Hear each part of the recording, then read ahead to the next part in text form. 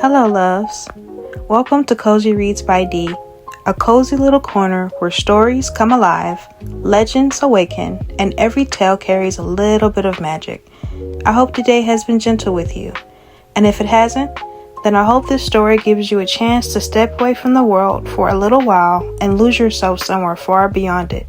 Tonight's story is called A Warrior's Forbidden Flame, a tale of war, ancient power, betrayal, and a princess feared for the fire hidden beneath her skin. So grab a pair of headsets, get comfortable, let's get settled in, and let's begin. A Warrior's Forbidden Flame. Princess Seraphine learned how to hold a sword long before she ever learned how to wear a crown. By the age of 10, she could disarm royal guards twice her size. By 13, she could outride nearly every knight in the kingdom. By 17, people whispered that she was more dangerous than the war her father feared was coming. And by 19, she had learned how to hide fire beneath her skin. Not metaphorical fire, real fire, ancient fire, the kind spoken about only in old stories and forbidden scriptures hidden beneath the royal cathedral, the flame bearers. Her father made certain no one spoke of them, especially not her. Power like yours does not inspire loyalty, King Aldrich once told her. It inspires fear. Seraphine never forgot that, especially because he said it while staring directly at the flames dancing across her fingertips. The kingdom of Valorith had known peace for nearly 30 years, which meant the people had grown soft, complacent. The soldiers spent more time drinking than training.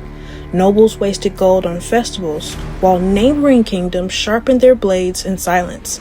And beyond the Eastern Sea, the empire of Norving was waiting. No one in the kingdom of Valorith was of the wiser of the impending doom that awaited them, until the war horn sounded at dawn.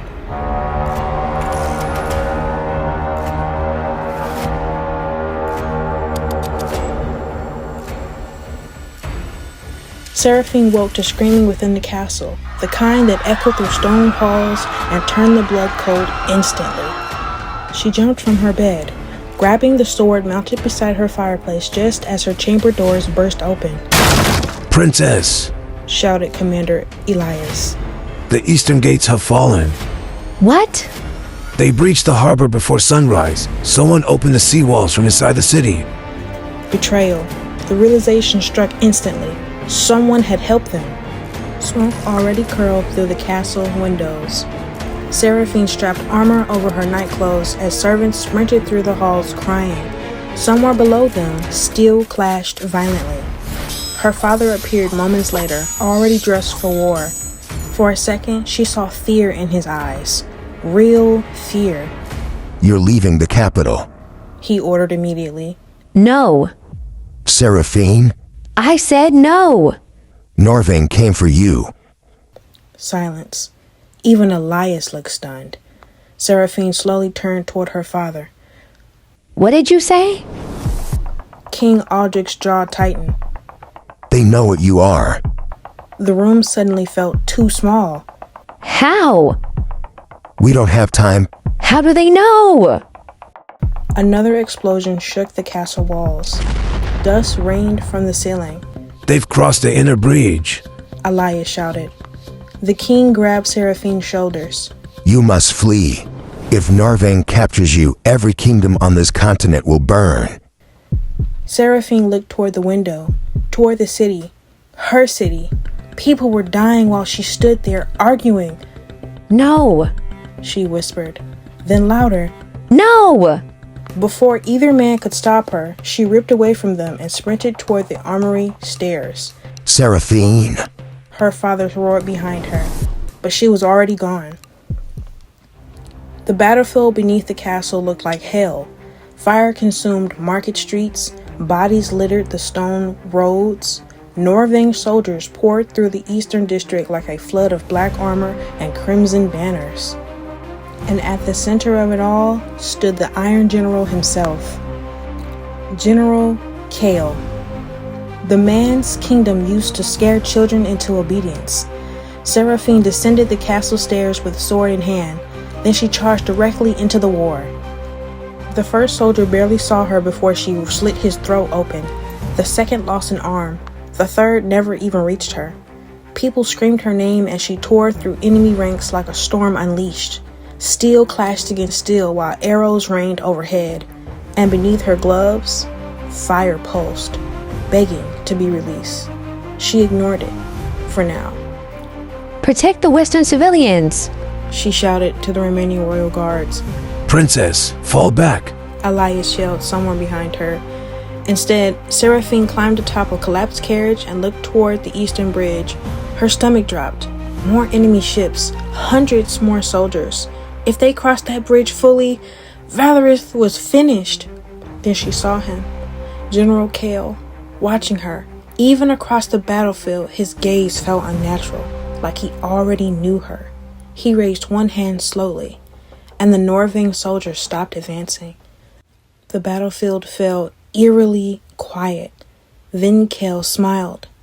Flame bearer, he called. The word echoed across the burning city. People froze.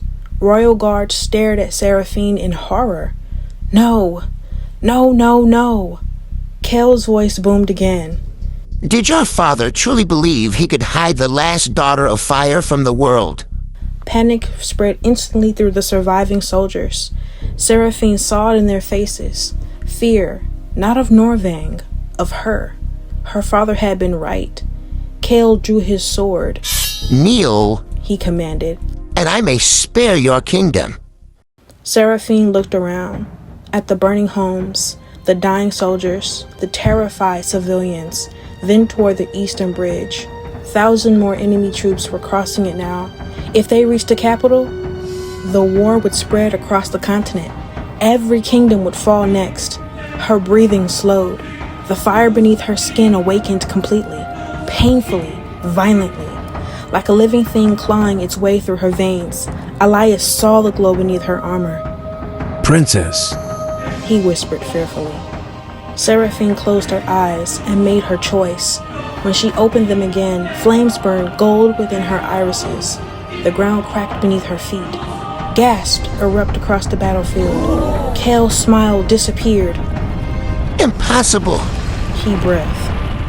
Seraphine raised one trembling hand towards the eastern bridge and unleashed hell.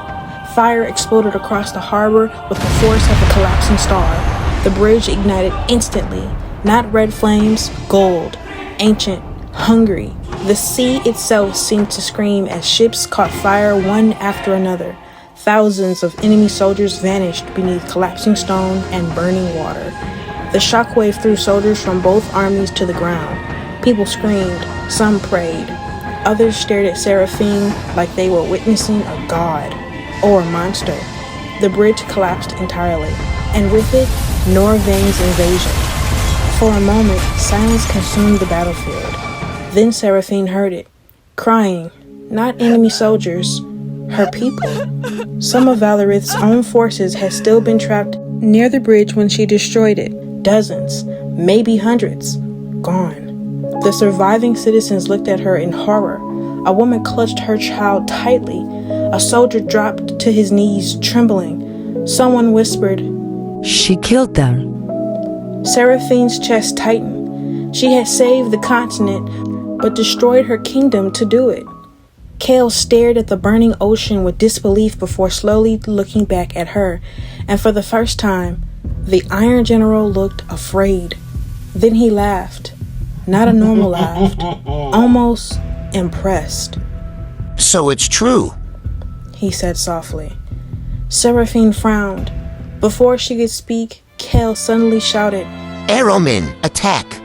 Her instinct screamed. Seraphine turned. Just as an arrow pierced King Aldrich's chest atop the castle wall. Time stopped. Her father collapsed, blood pouring across stone. No!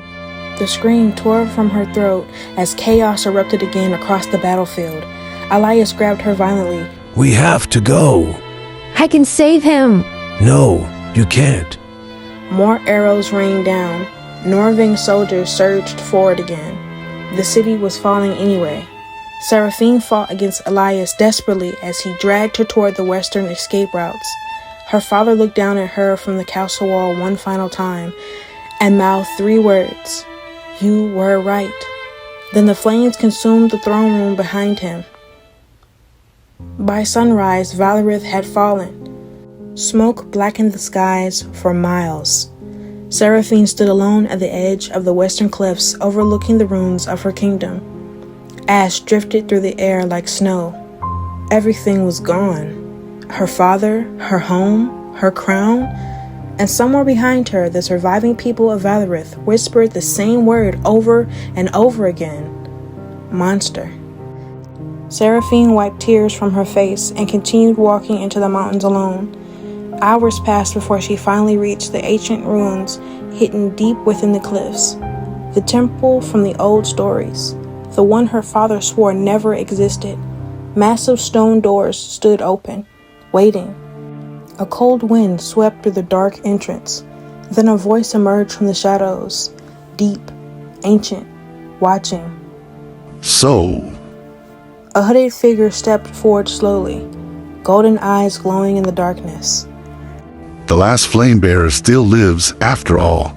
Seraphine instinctively reached for her sword. The stranger smiled faintly, then asked. Tell me, princess. The torches lining the temple walls ignited, one by one. Do you know what your fire truly is? And beneath the temple floor, something enormous moved. And that concludes tonight's story, The Warrior's Forbidden Flame. If you guys want a part 2, let me know down in the comments. Thank you so much for spending this time with me and allowing me to share my stories with you. Your support, your comments, and your kindness truly mean more than you know. Please remember that this work is completely original and created by me, so please do not repost, copy, or reproduce it without permission. If you enjoyed tonight's story, let me know down in the comments what you loved most. And if you have suggestions, themes, or future story ideas you'd like to hear on Cozy Reads by D, feel free to leave those below as well. Don't forget to like, comment, and subscribe so you don't miss a new cozy read, poem, or original story. Until next time, loves, rest well, stay safe, and may beautiful stories always find their way to you. Good night.